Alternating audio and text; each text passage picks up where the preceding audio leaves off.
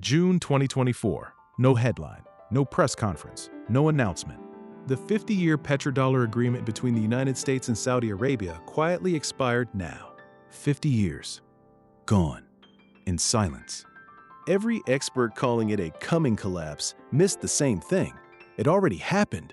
You just weren't told. To understand what died, you need to understand what it was. 1974. The world is coming apart. America has just abandoned the gold standard. The dollar is in freefall. OPEC has just held the global economy hostage with an FD oil. The United States is staring into the abyss. Then came Henry Kissinger. The deal was elegant in its brutality. Saudi Arabia would price its oil exclusively in US dollars. Every nation on earth that needed oil and every nation that needed oil would first need to acquire dollars. In return, the United States offered two things: military protection and guaranteed purchases of American Treasury bonds, a financial alliance disguised as a trade agreement. It worked. For 50 years, the dollar didn't need to be the strongest currency. It just needed to be the only currency you could use to buy the world's most essential commodity. Oil created demand for dollars. Demand for dollars funded American power. American power protected the oil. A perfect loop. Until June 2024. The agreement expired, quietly, deliberately, without renewal. Saudi Arabia made a choice. They chose not to sign again. Think about what that means. For 50 years, one agreement underpinned the entire dollar status as the world's reserve currency.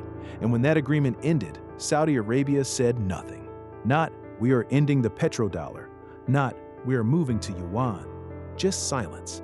And silence in geopolitics is its own kind of statement.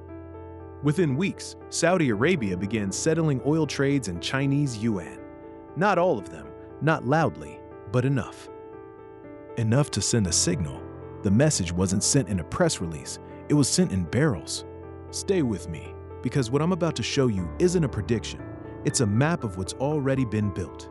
The petrodollar didn't die because someone killed it. It died because something was built to replace it, piece by piece, year by year, in plain sight. Piece 1.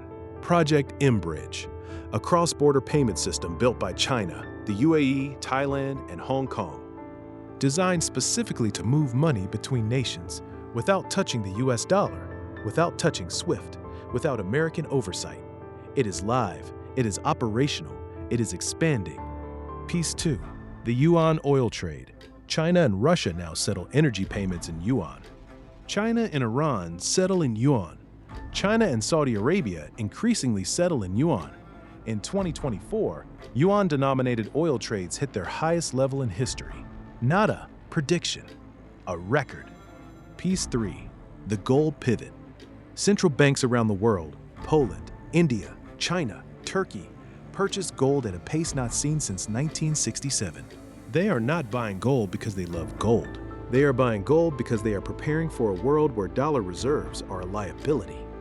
3 pieces, 3 quiet moves, all pointing in the same direction. Here's the question you should be asking. If the petrodollar agreement expired, if the yuan trades are happening, if the payment infrastructure is live, why isn't this the only story anyone is talking about? 2 reasons. First, the dollar is still dominant. Today, oil futures are still priced in dollars. Debt is still priced in dollars. Global reserves are still held primarily in dollars.